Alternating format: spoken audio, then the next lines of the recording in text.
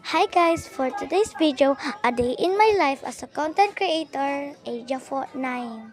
Kinuha ko nga pala guys dyan yung tablet ko. And ayan guys, nasa kama na ako and binuksan ko lang yung tablet ko dyan. And pumunta ako guys sa YouTube and nanood ako ng favorite kong pinapanood. Nato Kaboka Life.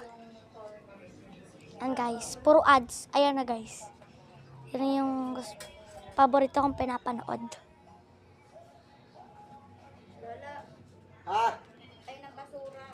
Ayan guys, puro nood-nood lang ako dyan guys. Tapos hindi ko na malayan guys, pauwi na pala na si mama. Malapit na sila sa bahay. Tapos nagulat ako guys, na ando na pala sila.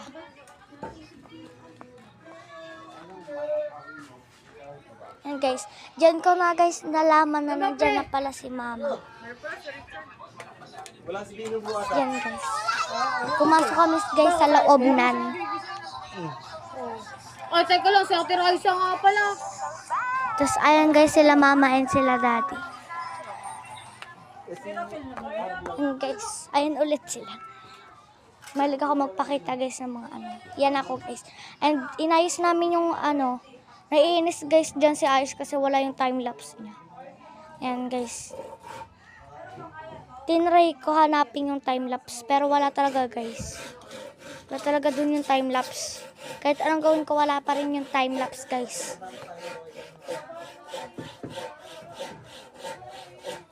Tinanong ko pa si mama nan kung kaya niya.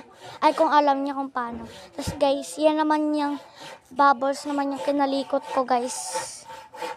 Tapos yung gatas naman yung kinalikot ko. Ay nako. Tinry ko pala kunin guys yung ano niya.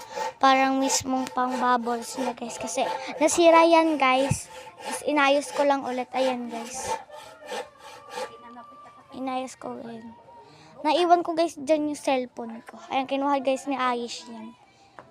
Yung time na yan is hinugasan ko na yung bubbles ni Aish. Tapos nilagyan ko ng sabon para amoy. Tapos nilagyan natin ng unting tubig and haluin lang natin yan. Ayan, tinry ko guys pero hindi siya gumana agad. Ayan guys, ang gulo namin dyan guys. Ayan, tinry na ni Aish. Pero hindi siya ganun kadami.